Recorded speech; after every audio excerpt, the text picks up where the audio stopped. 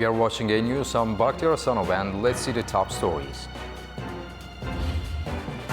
EU Parliament rocked by corruption investigation linked to China's Huawei. Turkey reaffirmed its commitment to supporting Ukraine's reconstruction efforts and strengthening economic and trade ties. And second day of the 12th Baku Forum kicked off today. Leaders tackle peace and energy challenges.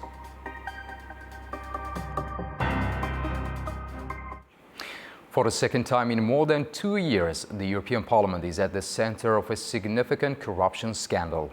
Belgian prosecutors have launched an investigation into alleged bribery and corruption involving the Chinese tech giant Huawei. Several individuals have been arrested and searches are being conducted. Belgian prosecutors say they've arrested several people and carried out searches as part of an investigation into alleged bribery and corruption within the European Parliament involving the Chinese tech giant Huawei. The investigating judge has ordered the sealing of offices of 2 European Parliament assistants suspected of being involved. According to Belgium's federal prosecutor, the investigation centers around accusations that Huawei benefited from alleged bribery. The inquiry also includes charges of alleged active corruption, forgery, and the use of forged documents, which are believed to have been carried out discreetly by a criminal organization since 2021. On Thursday, federal prosecutors announced the arrest of multiple individuals. Some 100 police officers were involved in executing 21 searches across Brussels, Flanders, Wallonia, in Belgium and in Portugal. The probe stems from reports indicating that Huawei lobbyists may have bribed current or former European Parliament members to promote the company's commercial agenda in Europe. The Chinese tech company says that it has a zero-tolerance policy towards corruption or other wrongdoing. It says it complies with all applicable laws and regulations at all times. This marks the second corruption accusation in less than 3 years for the European Parliament. In December 2022, a Greek vice president of the Parliament, Eva Kaili, and an Italian former MEP, Pier Antonio Panzeri, were among suspects charged by police with corruption and money laundering with Qatari officials regarding the World Cup. All those involved deny any wrongdoing, and the case hasn't come to trial yet. Experts say the ongoing investigations have raised concerns about the Parliament's credibility in its own efforts to combat corruption. Greenland's center-right opposition party, Democratic, has emerged victorious in the country's parliamentary elections held on March the 11th. This outcome marks a significant shift in Greenland's political landscape, with implications for its future governance and independence aspirations. Greenland's parliamentary elections held on March the 11th have delivered a significant political shift, with the pro-business Democratic securing approximately 30% of the vote. The party's leader, Jens Frederik Nielsen, now faces the task of forming a coalition government and shaping the country's path forward. The election saw a strong performance from the Naleraq party, which came in second place with around 25% of the vote. Naleraq strongly advocates for immediate separation from Denmark and closer ties with the United States. Meanwhile, Prime Minister Mute Bieje's Inuit Ataqatigiit party, which also supports independence, finished in third place with 21%. Out of Greenland's 57,000 residents, approximately 44,000 were eligible to vote to elect 31 members of parliament and local administrators. Jens Frederik Nielsen, leader of Democratic and a former badminton champion, has been vocal about the need for change. He has criticized foreign interference in Greenland's affairs, particularly in response to U.S. President Donald Trump's past remarks suggesting the United States could purchase the Arctic island. Nielsen, a former Minister of Industry and Minerals, emphasized that Greenland must focus on expanding business opportunities to support its welfare system. He supports independence, but stresses that it should be pursued in a steady and well-planned manner rather than rushed. With the election now concluded, Nielsen is set to enter negotiations with other parties to form a ruling coalition. He has reaffirmed Greenland's stance against external influence. and highlighted a recent law banning foreign donations to political parties as a crucial safeguard for the island's political independence. Russian President Vladimir Putin said he agrees with the proposal for a ceasefire with Ukraine, but that it should lead to an enduring peace. Speaking following a meeting with his Belarusian colleague in Moscow, Putin said that the peace deal should remove underlying causes of the crisis. Putin said negotiations with American partners are necessary, asking who would decide where a possible violation of a ceasefire has taken place and who is at fault. Kyiv accepted Washington's proposal and agreed on a 30-day ceasefire during the U.S.-Ukraine talks in Jeddah on Tuesday. Putin's remarks come as U.S. Special Envoy Steve Witkoff is reportedly in Moscow for talks with Russian officials about the Ukraine war. Мы согласны с предложениями прекратить боевые действия. We agree with the proposals to stop the military actions, but our position is that the cessation should be such that it would lead to long-term peace and eliminate the initial causes of this crisis. Первоначальные причины этого кризиса. Сама по себе идея правильная, и мы, безусловно, ее поддерживаем.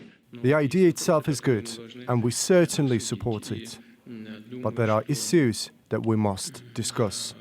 And I think that we need to talk to our American colleagues and partners about this.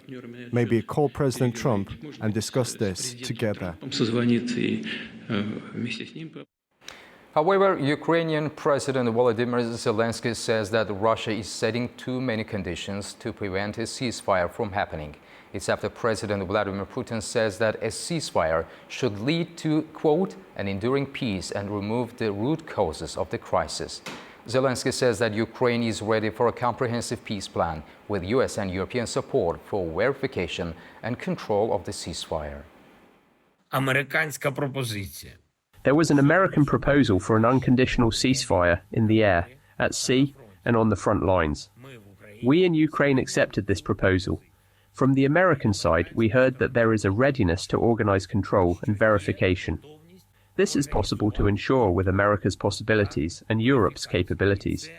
The ceasefire would give time to prepare answers to all questions regarding long-term security and a real, reliable peace, and to put on the table a plan to end the war. Turkey has reaffirmed its commitment to supporting Ukraine's reconstruction efforts and strengthening economic and trade ties between the two nations.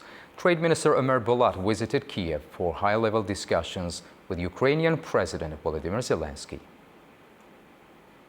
Turkey says it's ready to help rebuild Ukraine. Turkey's Trade Minister Ömer Bolat visited Kyiv on Thursday. Accompanied by a delegation of Turkish contractors, they met with Ukrainian President Volodymyr Zelensky to discuss the future of economic and trade relations between the two nations. The discussion centered on developing a roadmap for enhanced cooperation, with a key focus on Ukraine's post-war reconstruction efforts.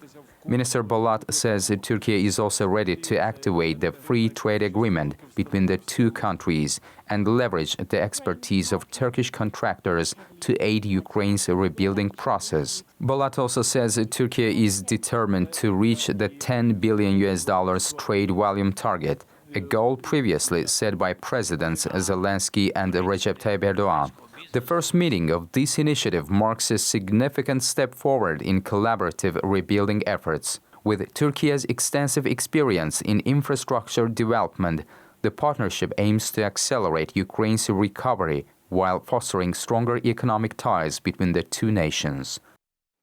The first bilateral summit between the European Union and South Africa in Cape Town in 7 years called for Russia-Ukraine peace ahead of President Volodymyr Zelensky's visit next month. Thursday's talks also focused on strengthening economic ties, supporting Ukraine's peace process, and fostering cooperation between the EU and South Africa. European Union leaders met in South Africa on Thursday to discuss how best to support a potential peace agreement between Russia and Ukraine. It's ahead of a visit to South Africa from Ukrainian President Volodymyr Zelensky next month. His trip is seen as a pivotal moment to advance the peace process and deepen Ukraine's relations with South Africa and the wider African continent. The people of Ukraine, and indeed the people of Russia, need more peace than anyone else in the world. And our task is to urge them, to encourage them, to nudge them in the way of finding a peaceful solution. That will be our key message as President Zelensky comes here. And indeed, I should add that we continue to send the same message to President Putin, as we believe that both countries, both of them, are the key role players in this, and all of us others who are on the side can just encourage them to move forward with the peace process. The summit in Cape Town also focused on strengthening EU-South Africa ties amid rising global tensions. The EU's Commission President, Ursula von der Leyen, announced a $5 billion investment package for South Africa to support its low-carbon transition and industrial growth.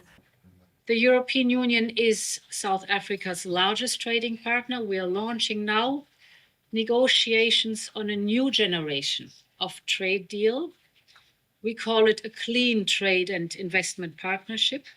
And South Africa will be the first to sign such an agreement. Basically, it is focusing on investment in clean energy transition, from hydrogen to renewable, you name it.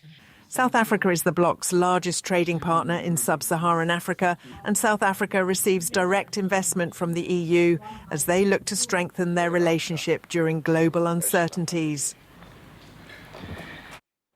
Angola plans to hold potential peace talks between the Democratic Republic of Congo and the M23 rebels next week. However, the government hasn't officially confirmed that it will participate. It follows the announcement that Southern African forces are withdrawing from eastern Congo. The Democratic Republic of Congo's potential peace talks with M23 rebels have sparked mixed reactions in Kinshasa and Bukavu. Angola plans to host the negotiations next week, marking the first direct talks between Congo and M23 rebels. While the government hasn't confirmed participation, sources say the proposal is under serious consideration. In Kinshasa, some question the value of discussions. The president decided years ago, quote, "I will never dialogue with dogs. I will never dialogue with thieves, killers." And today, when he agrees to dialogue with these people he had described in this way, where are we going? Why he has accepted, and what will it bring to the life of the Congolese people? It's a dialogue that hasn't brought anything for a long time. This year, the rebel group took control of Goma and Bukavu, which saw thousands of people being killed. Hundreds of thousands of people have fled their homes because of the violence. For some of those in Bukavu, they believe the only hope for peace is through dialogue. As Africans, when there are problems, people from the same family sit around a table and discuss to find solutions. This is why we call on all warring parties to sit around a table and talk about Congo, to talk as Congolese, about the problems that are currently ours. We hope, therefore, since dialogues are already underway, the population will be relieved and that we can finally live in the peace we seek so much. Meanwhile, it's reported that the M23 group says it welcomes the talks, but urges the DRC president, Felix Tshisekedi, to commit publicly. He's always refused to engage in negotiations with the group in the past. It comes as the Southern African Development Community prepares to withdraw its troops from Congo. They have spent 2 years supporting the Congolese army to fight the rebel group. Turkey's foreign minister, defense minister, and the head of the MIT intelligence agency visited Damascus on Thursday, following the recent developments in Syria. The trip comes after violence between Syria's government forces backed by Turkey and fighters loyal to ousted President Bashar al-Assad's Alawite minority. It also follows an agreement between the Syrian government and the US-backed Syrian Democratic Forces to integrate the Kurdish-led group into Syria's institutions. This deal includes the transfer of control over military and civilian institutions, border crossings, an airport, and oil fields in the northeastern Syria. China and Russia are standing by Iran after the United States pushed for nuclear talks with Tehran. Top diplomats from the three nations say dialogue should only resume based on mutual respect and agree that all sanctions ought to be lifted. Back in 2015, Iran agreed to curb its nuclear program in exchange for the lifting of international sanctions. However, 3 years later, US President Donald Trump withdrew from the pact. Iran says it won't be pressurized or threatened into talks with America. The deputy foreign ministers of Iran, China, and Russia have concluded a tripartite meeting in Beijing, issuing a joint statement that underscores the strategic cooperation. For Iran, this meeting is a clear signal that despite US pressures, it is not isolated and has powerful allies. Turaj Shiralilov, political analyst from Tehran, shared with A News his views about the meeting. The tripartite meeting of deputy foreign ministers of Iran, China, and Russia ended in Beijing and by issuing a joint statement. What Iran wants to signal is that under unilateral US pressures, which is termed as maximum pressure campaign, Iran is not empty-handed. Iran has its own cards to play. By coordination and meeting with two permanent members of United Nations Security Council, China and Russia, Iran wants to bolster its powers of bargaining in the upcoming nuclear talks and negotiations which would be underway because the United Nations 2231 resolution on Iran's nuclear program will be discussed in October in New York. And through this joint cooperation or meeting with powerful members or permanent members of the United Nations, Iran wants to bolster its stand. The same policy was in the offing when Iran and China and Russian Navy held a joint exercises in the Gulf of Oman this week. So this is a strategy by joining and cooperating with like-minded countries, as well as cooperation in multilateral organizations like Shanghai Cooperation Organization and BRICS. The UN Human Rights Council Working Group on Arbitrary Detention has rejected Armenia's claims regarding the case of Ruben Vardanyan, confirming that his detention by Azerbaijan is based on serious criminal charges rather than political motives. In its opinion, the working group dismissed allegations that Vardanyan was arrested for his political activities or freedom of expression. Instead, it emphasized that he faces charges related to numerous deaths, large-scale property destruction, financing terrorism, and the formation of illegal armed groups. The report also refuted claims that his fair trial rights were violated, stating that his detention was based on reasonable suspicions and that Azerbaijan had followed international legal standards. The working group further noted that freedom of expression and association are not absolute rights and can be restricted for national security and public order reasons. Azerbaijan's foreign ministry welcomed the ruling, stating that it disproves Armenia's allegations and exposes its attempts to manipulate international law norms.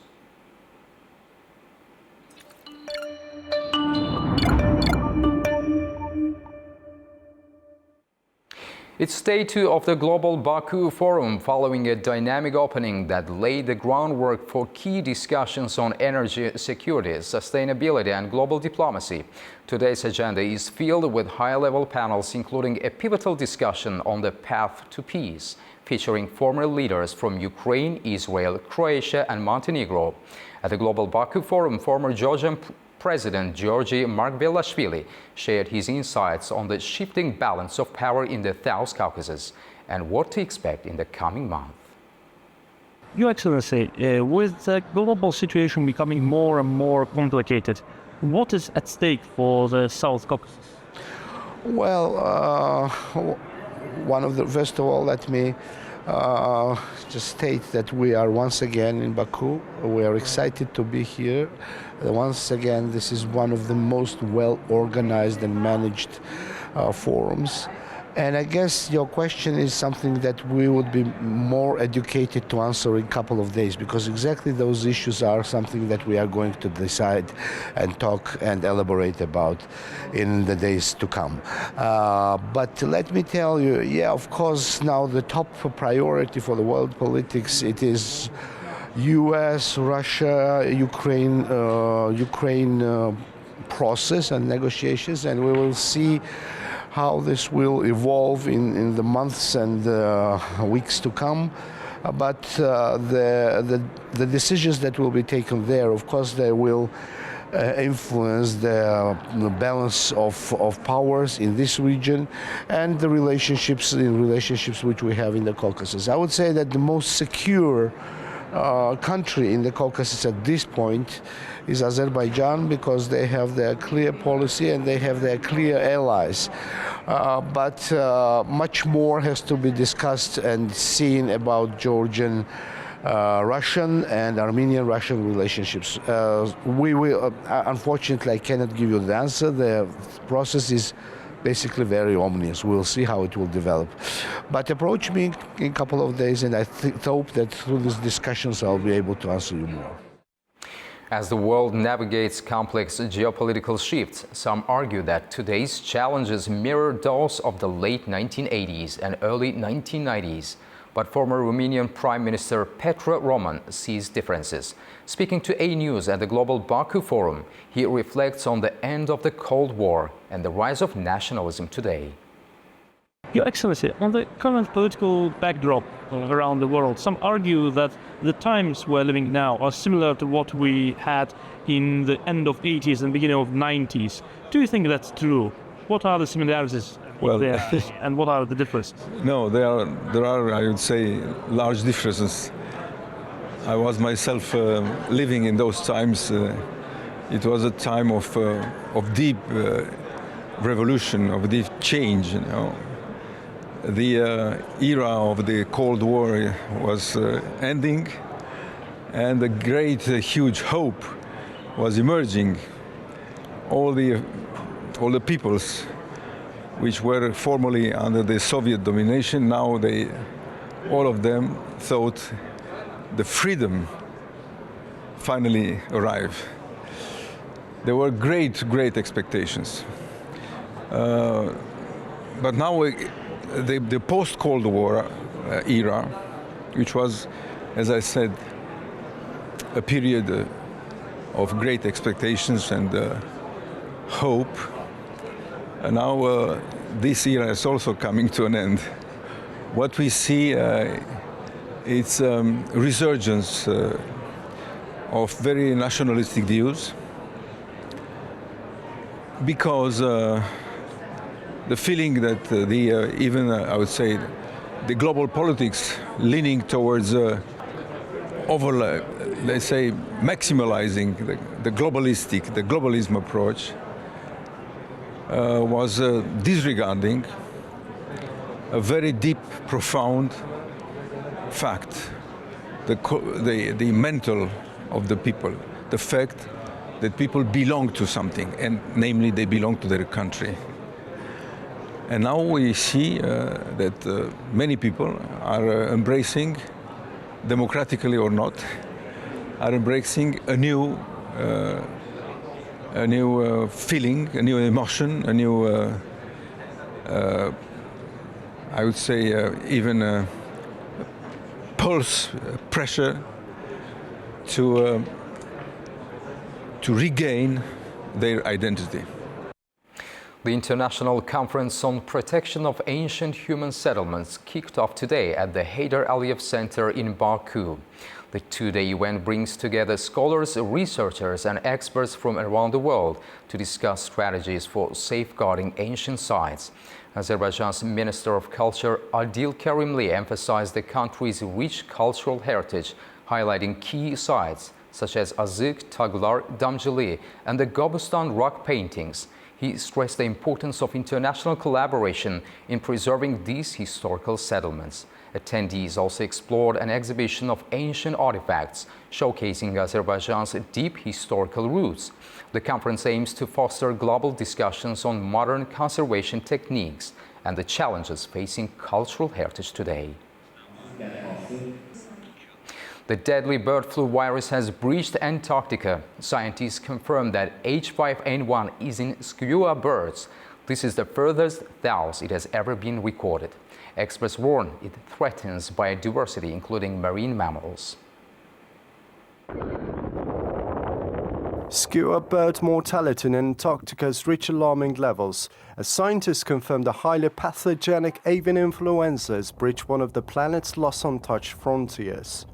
A joint study by the Pontifical Catholic University of Chile and the Base Millennium Institute has uncovered mass die-offs among skuas, a predatory seabird native to the region. The discovery marks the furthest south the virus has ever been recorded, signaling a new threat to the delicate Antarctic ecosystem. Researchers warn that the virus poses a significant risk to biodiversity, with the potential to impact not just seabird populations, but also marine mammals. The detection of avian flu in Antarctica has raised many concerns among all of us doing Antarctic research, because it poses a threat to biodiversity, affecting not only marine birds but also mammals. The study, based on extensive fieldwork and laboratory analysis, confirms that H5N1 has migrated from South America to Antarctica, raising fears of further spread across the region.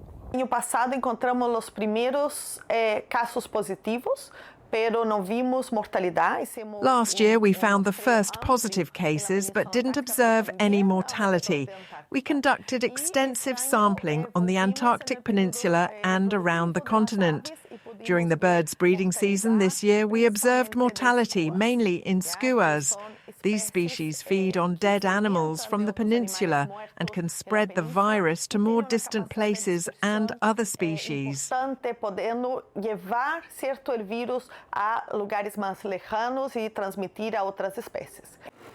H5N1 has already devastated bird populations worldwide, disrupting ecosystems and supply chains. Its presence in Antarctica raises further concerns about the risk of transmission to mammals, adding to the growing global efforts to track and contain the virus. Tourists and locals in Tokyo have gathered to watch an early flowering variety of cherry blossoms in bloom. These delicate pink flowers are known worldwide as a Japanese national symbol, drawing in thousands of tourists to the East Asian country yearly.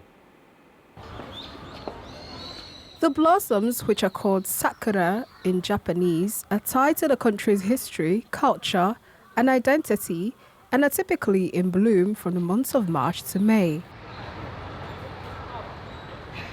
Delighted spectators flock to the Tokyo's Ueno Park to drink in the view of white and pink petals of an early flowering variety currently in bloom.